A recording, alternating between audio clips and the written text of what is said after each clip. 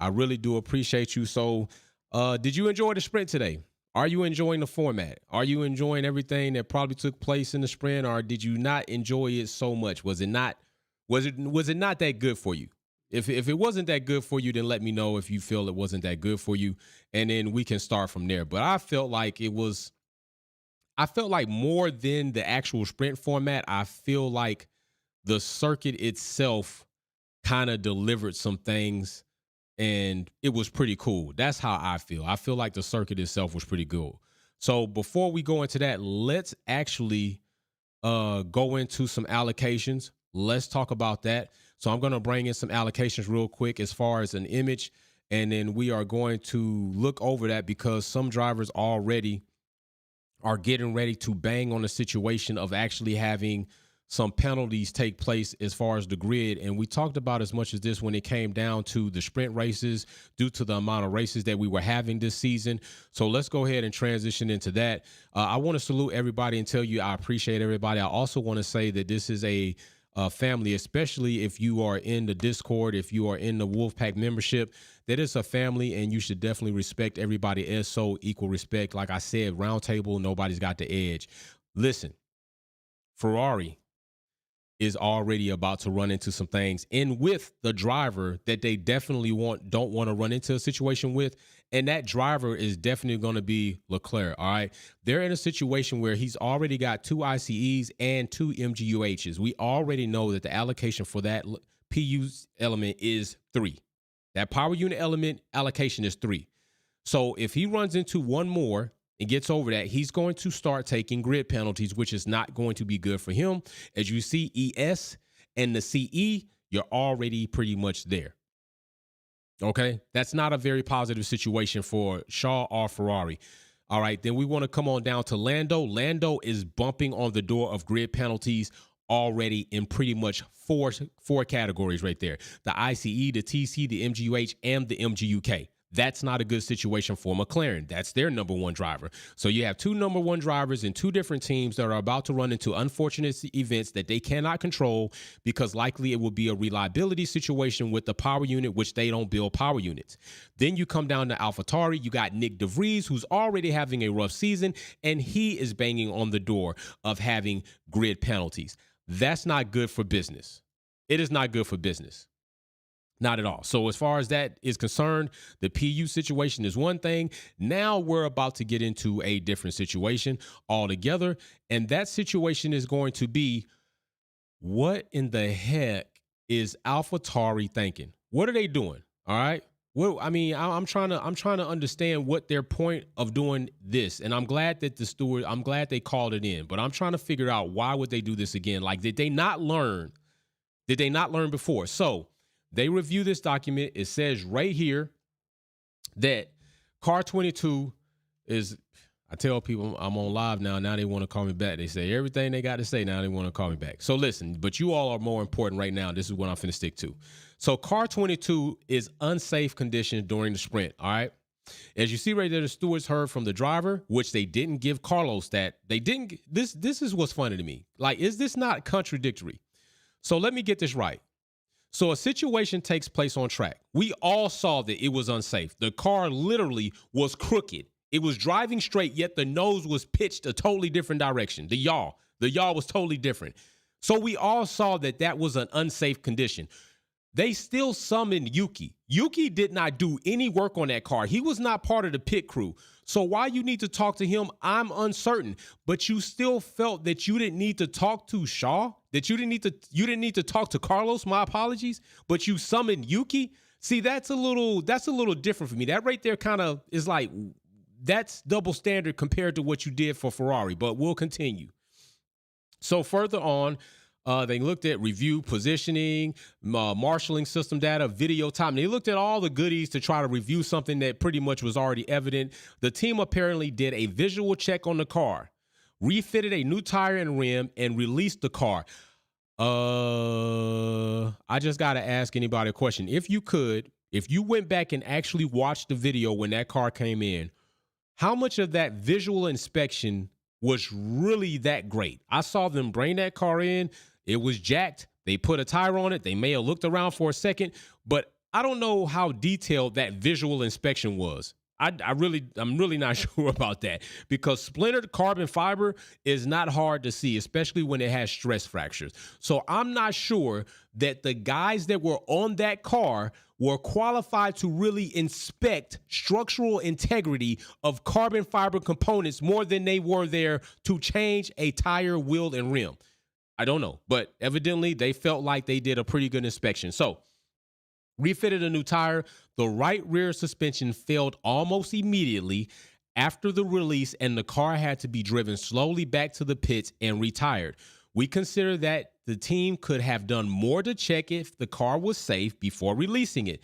The team representative acknowledged that more could have been done. Okay, so AlphaTauri, this is not your first time doing these type of shenanigans.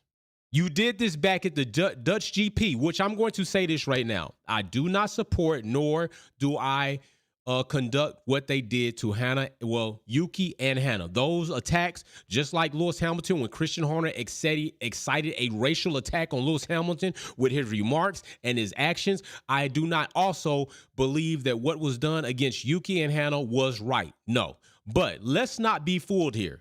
It looked awfully funny at another time for them to send a car that definitely had an issue. Yuki felt it. We heard the drivetrain as much not sound correct, yet they still said, and check this out, they still said to roll the car out.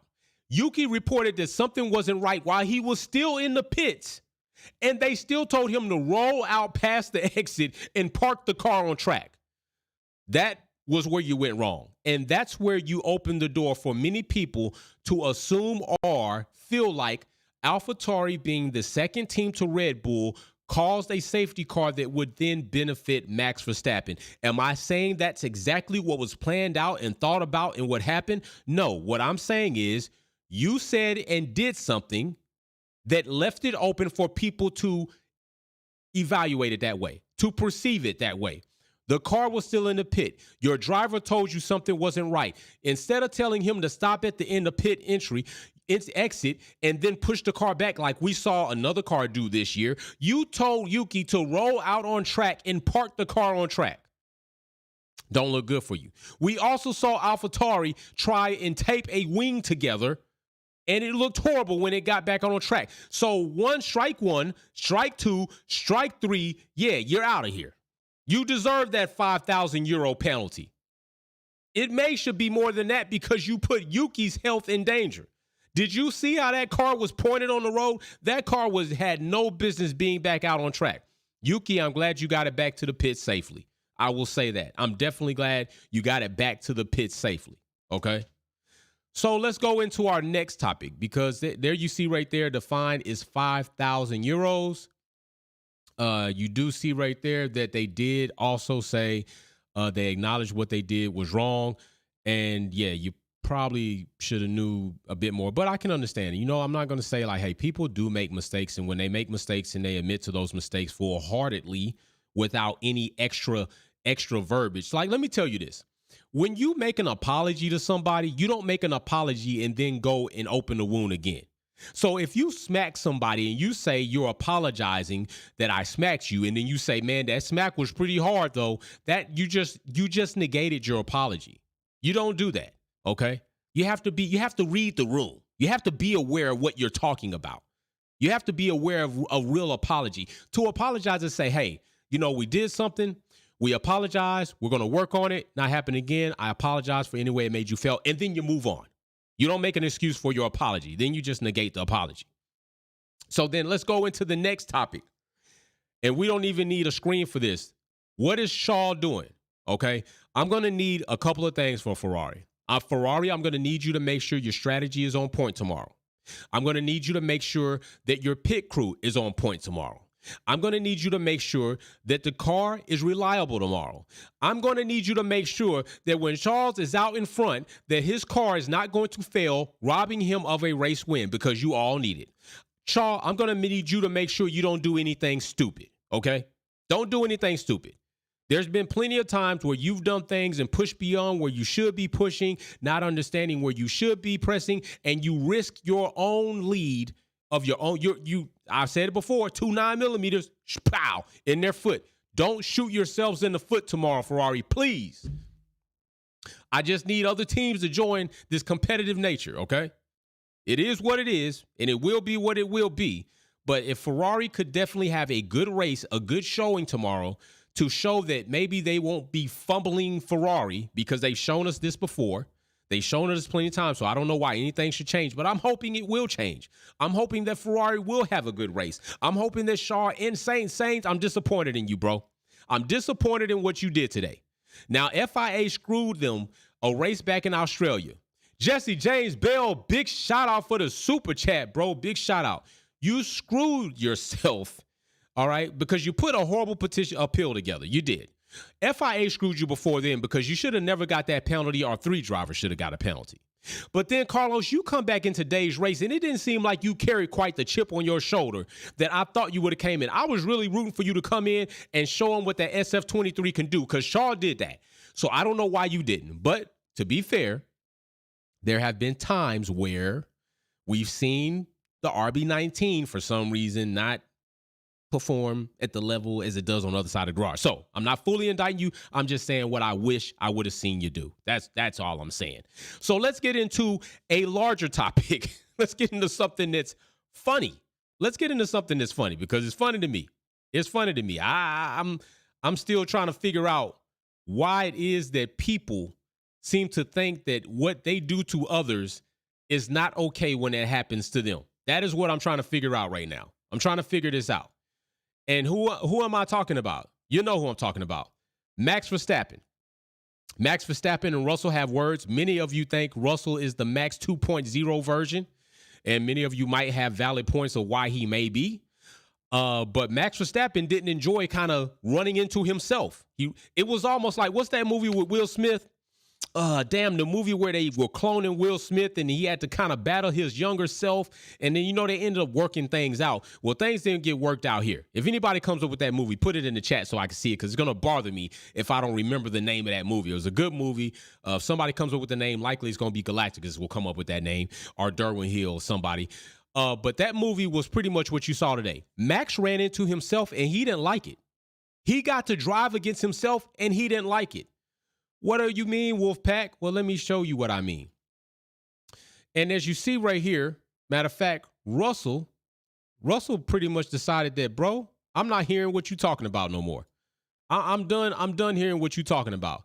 And I'm going to bring this back on screen, but first I want you to look at this car from Yuki, right? Let's look at this. Yuki's car was something horrible right here, all right? So, yeah, we'll look at that. So let's look at this first photo.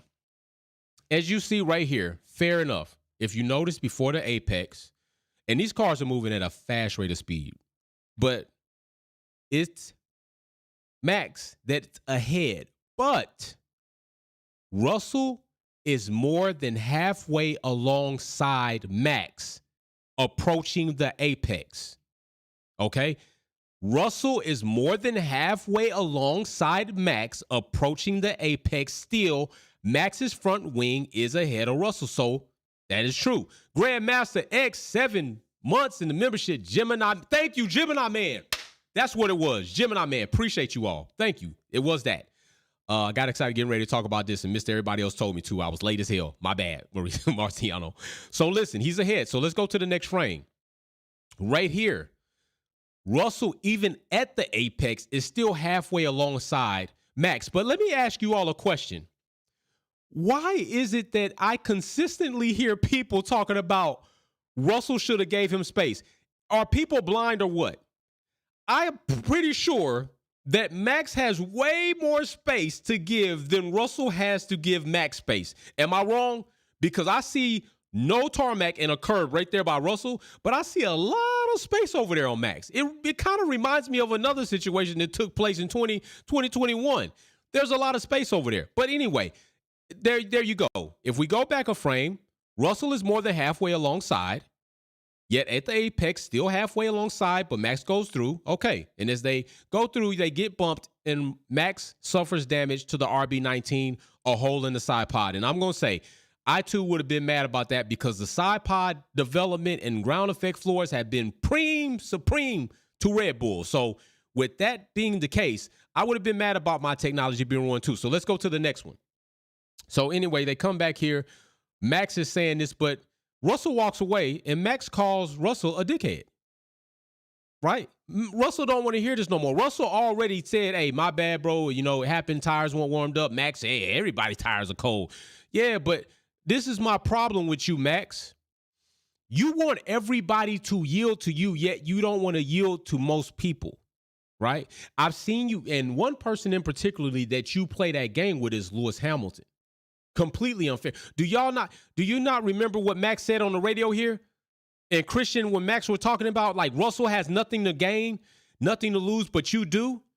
That was the same thing that you basically said about Lewis Hamilton in Brazil when you said he ruined his race win. I ruined it. You know, I didn't have nothing to worry about. That was the mentality.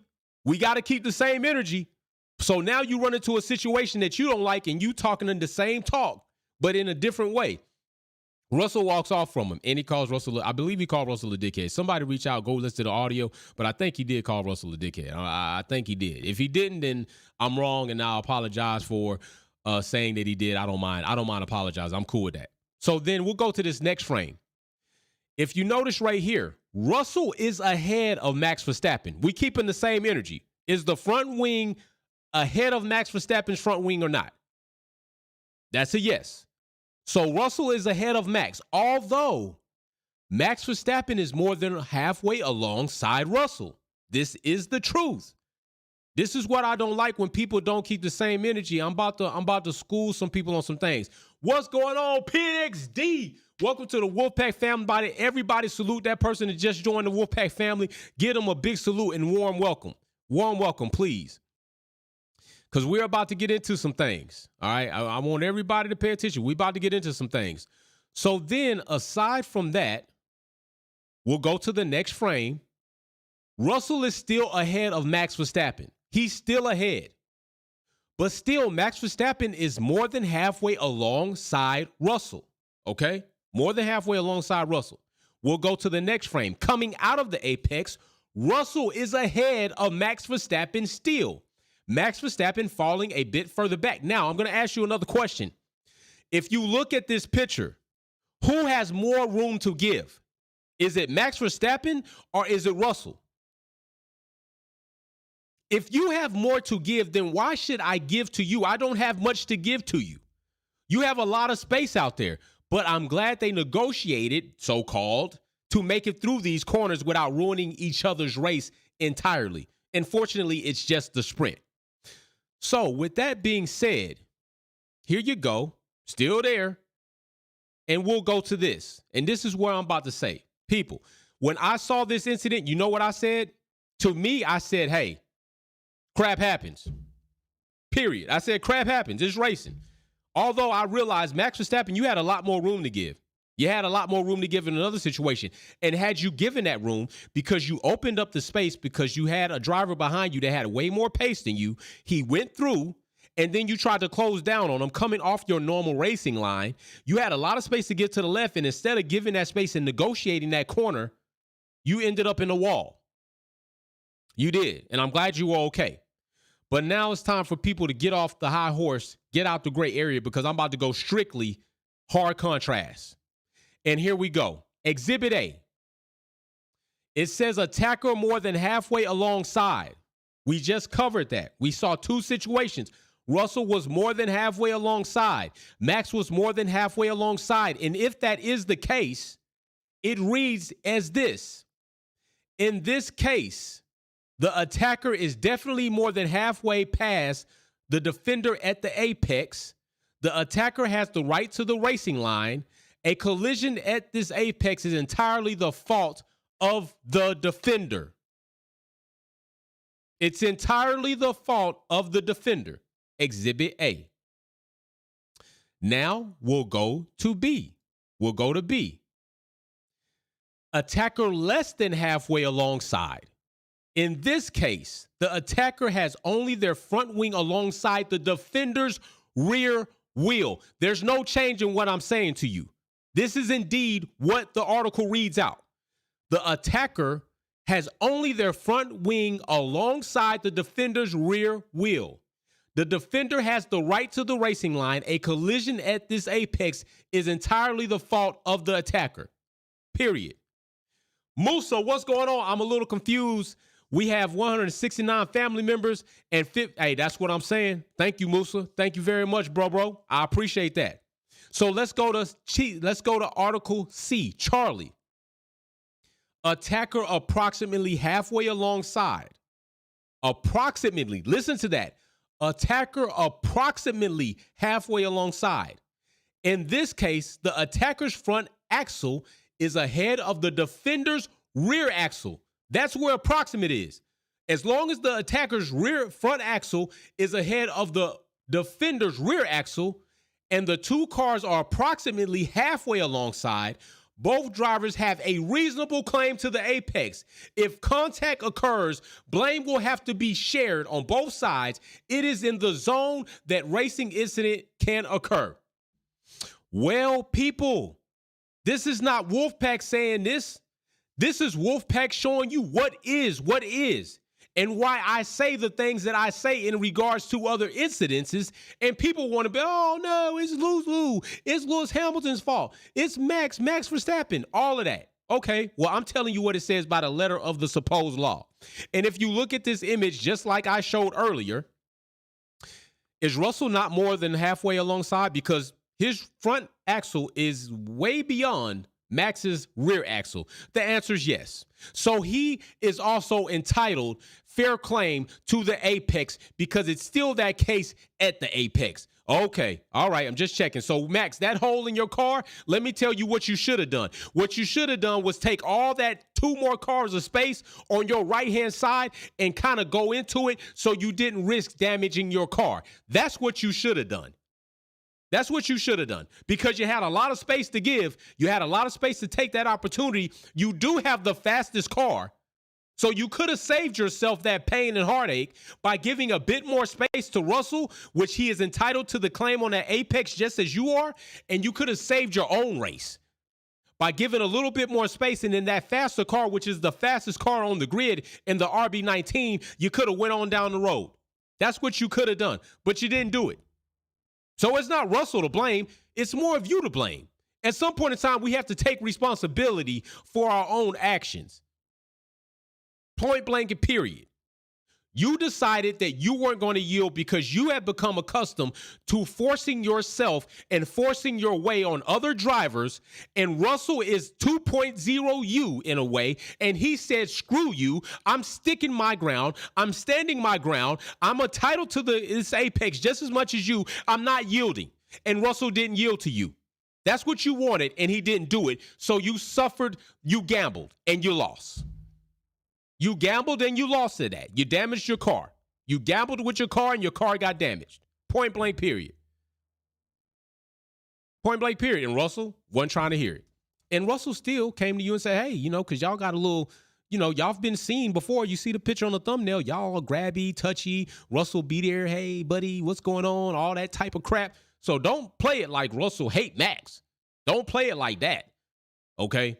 But Russell drives just as hard against Max as Max drives against other drivers. Or should I say Lewis Hamilton. And Max ain't liking it. So could you all imagine what's going to happen if Mercedes give a car to Russell or Lewis and it becomes highly competitive and they have to drive wheel to wheel? Max, you better either learn to save your own race or you better go buy a bunch of Kleenex so you can wipe up those tears. Stop crying. Don't be a baby. You don't like it? Don't do it. You can't take it? Don't dish it. That's plain and simple. That's the ways of life. Do not do unto others as you do not want done unto you. I mean, I don't know how much. Do I got to go biblical for you? Do I got to do that? Treat your fellow man as you want to be treated? There you go. You didn't do that, and you paid for it. So don't cry about it. Russell really didn't owe you an apology. But he did. It's funny. People seem to have situations with you and still give you courtesy and leniency and show you decency, yet you don't really do the same. You don't do the same. That's maybe what you need to start doing. Hey, if I got to, Max, you call me. I'll send you a box of Pampers. I'll send you some infamil, and I'll send you a bib, and then go out on track and drive in that. But don't do that. Because it's fair. You or Russell had entitled both claims to the apex. But Max, come on, be honest. Yes. Do you want to come off your racing line? Maybe not, bro. I understand that. But you had the space to give and avoid your race being ruined. You got the fastest car. I'm thinking, you know what? I'm going to give bro that inside, and on the straights, it's going to happen. I'm in the RB19 developed by Adrian Newey, an engineering team that has landed me in a very good, comfortable situation in the new era of ground-effect cars. Russell, you in a W14 that's very troubled, and partly because the team listened to you and didn't listen to a 7-time historical GOAT world driving champion in Lewis Hamilton. So, you know what? You can have this corner. I'm going to take the straights because I'm faster. You're only faster right here in this sector with the corners where you get, because your car is draggy and it's got high downforce. When it comes to straights, it's over for you. Period. Even I know that. R33, Z33, the man about to get an endorsement from Kleenex. Yes, he is. That's going to be the next sponsor for Red Bull. It's going to be Kleenex. Kleenex and Pampers and Infamil. They pay good because they make a lot of money out here. Trust me. You know how much Infamil is? That thing like $43 a can, especially the one that's Nitrogen lip. Oh, my gosh. You talking about $50 a can for a thing like about that big. Max and them going to be balling out of control. You know how much many wings they going to be able to buy next season? How much catering they going to get? Man, you better stop playing with me, Max. You messed your own race up. So, hey, I know a lot of people want to play the blame game, but there's nobody to blame here. It's just that people have to take more responsibility for their actions. And I'm telling you several times, show me, you can even see Russell's wheel right there in front of Max. Show me where at any point of these pictures, Max didn't have more space to save himself the trouble. Did you all forget how wide Max pushed Lewis Hamilton out so far into the Netherlands before? Are we forgetting about Max and all his dive bombing experiments? Are we forgetting about that? Max, you getting a taste of your own medicine, bro. That's it. You getting a taste of your own medicine. It's understandable. Most people that get a taste of their own medicine don't like it. It's just that most of us can deal with it and be real with ourselves and say, damn, well, you know I do a lot of shenanigans, so it is what it is. All right, it happens. That's all. You just not built that way. I mean, it's just true. And I understand.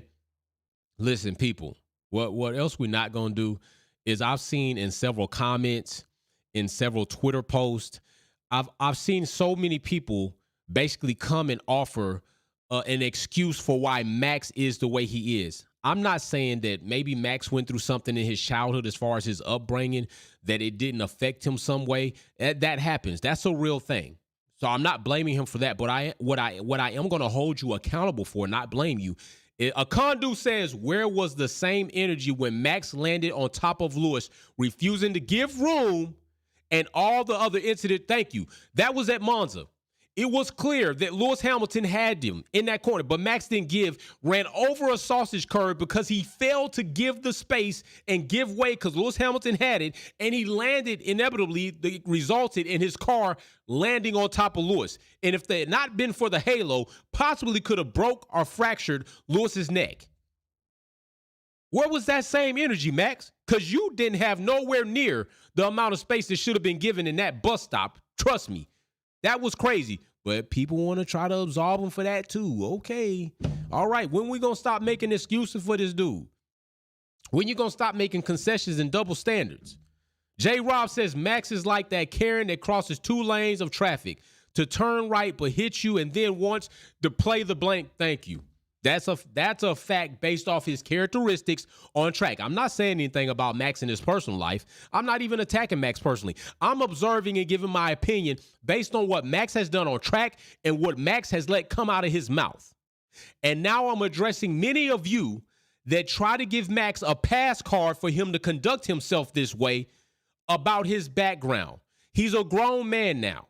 He clearly can understand what is right is wrong, although maybe it might be skewed. That's when you need to have people around you. But for people to say that, yeah, I'm very aware of his dad's past. I'm aware that his dad indeed has been in domestic abuses and probably been beating on women. I'm aware that he went to court for it. I'm aware that it's reported that he struck a female with a car. I'm aware that he indeed fractured a man's skull based on a situation that happened on track. That's reported. That's what I've seen. Am I going to allow that to be an excuse for Max to continue to drive himself that way? No, you should also not do that. So when I see all of those reasons in Twitter and I see them in my comment section, I don't take that. Your card, your money's no good here with that. Your money's no good here with that. I'm not letting Max go with that. He's grown. He's a world champion now, and he needs to conduct himself in a better fashion, okay? That's what his responsibilities is if he wants to be recognized later on in the future as one of the great champions that lived in Formula One. He's not great yet. Right now, he's Alonso status. He ain't even Sebastian Vettel status. He needs 2 more to be that. But more than anything, Max needs to do some character building. Why do they not want? Think about this. Who didn't see that they have a situation or a program going on in Miami? Do they have Max being their headliner to talk about that? Or do they go to Lewis Hamilton? They went to Lewis Hamilton. Why? Lewis is not the current champion. Lewis right now is not the champion from 2021, which is Lewis is not the champion from 2022 that has the cost cap looming over it, but I give it to Max and Red Bull. Max is. Why do they not have Max speaking at that? Why do they not have Max heading that up? You want to know why? Because at the end of the day, they know. Max's character and what he's done really is not what we need to create a positive light. He's a damn good driver. Believe me, I'm telling you. I'm not saying what they're saying. I'm saying it. Max is a damn good driver. And he's in the fastest car. So he's doing what he's supposed to do. But when it comes to character, when they need somebody's face that's going to bring more positive light and dollars, it's not Max Verstappen. And that should tell you something. And that's why I'm telling you, Max, you got to do better. You do. You got to do better. I would hope that you would do better. Your legacy is right now what's on the line. Some people, if you don't fix your legacy, they're going to talk about the fact that he had the fastest car. He did his job. He was a damn good driver. But, man, he sucked. He sucked as far as a person. He sucked as far as what he did to people on track. He sucked as far as what he did off track. And damn, man, well, you know, his back, you don't want that to be the case. You want to be the apple that rolls far away from the tree. And I'm talking real stuff to Max Verstappen right now, y'all. I'm telling you to do something that's going to benefit you and your character and your legacy later on, Max. Roll far away from the tree. Your dad is living his best life through you. You have far exceeded anything your dad could have done in Formula One. And congratulations for that. But if you don't put a little bit more separation between your dad and yourself, he's going to stain your legacy. Being really honest with you, he's going to stain your legacy. So Russell was right for what he did. Russell was also right for walking off because he knew that conversation was going to lead somewhere that it didn't need to on camera. And that's why Russell walked off. That's what I believe. But you all also notice something else? Max Verstappen didn't approach Russell like he did Ocon back in Brazil. He didn't walk up to Russell and put his hands on Russell. Why? Because he know who he can push like that and who he can't. And he know darn well had he pushed Russell like that, it would have been a problem. So Max knows. He's smart enough. He know. Don't let him get away with that. But yeah, it was good racing. It was hard racing. Max just suffered damage to his car because of it. Nobody's to blame right there. Like I said, if anything, AlphaTauri is sure to blame for what they did. They've done it multiple times. And yeah, they should have not sent that car back on track. I don't know why they keep doing. AlphaTauri's in the situation. We're going to have a conversation on F1 Minute about all this. Monday, 8:30, live show. You get to come on. You get your F1 Minute to speak and talk and address the public. You're going to have that. We're going to have that show. Just make sure you come on with some respect and some etiquette.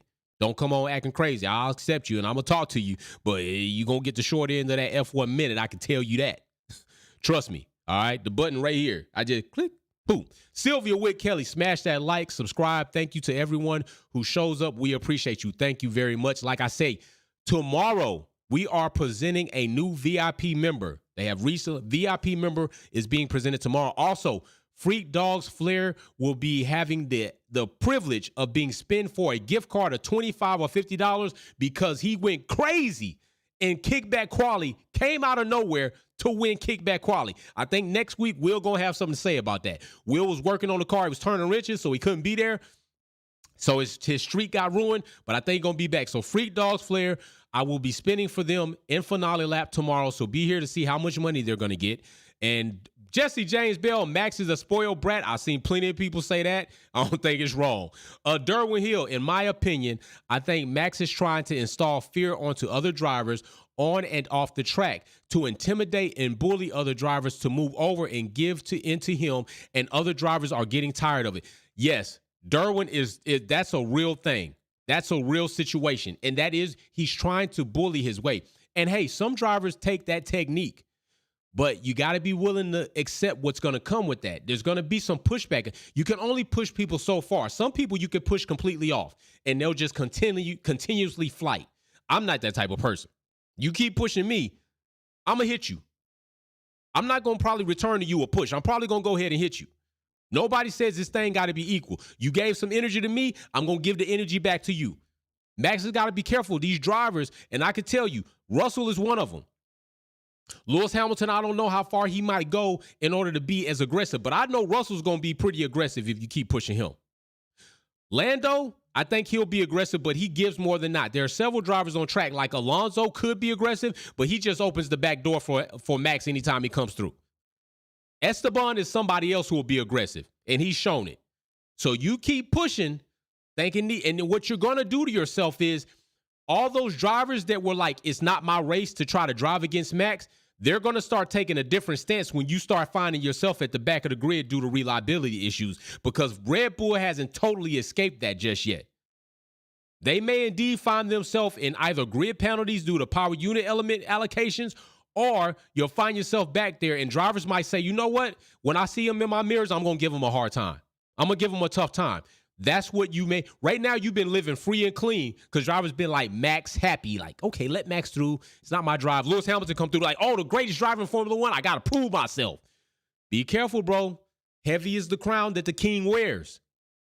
Jesse James Bell, I'd slap the taste out of his mouth. I don't doubt it. I don't doubt it. I don't doubt it. You know, you can't walk up and push somebody. You push somebody, you put your hands on somebody physically, you're asking for that. You know, you say something to me, I'm going to say something back. But you put your hands on me, that's a whole nother ball game. All right?